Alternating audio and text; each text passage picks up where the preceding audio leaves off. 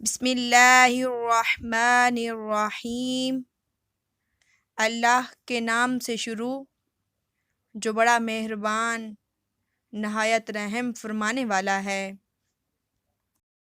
حضرت انس بن مالک رضی اللہ تعالی عنہ سے مروی ہے کہ میں نے حضور نبی اکرم صلی اللہ علیہ وآلہ وسلم کو فرماتے ہوئے سنا، اللہ تعالیٰ نے فرمایا، ہے ابن آدم، جب تک تو مجھ سے دعا کرتا رہے گا اور امید رکھے گا، جو کچھ بھی تو کرتا رہے میں تجھے بخشتا رہوں گا اور مجھے کوئی پرواہ نہیں۔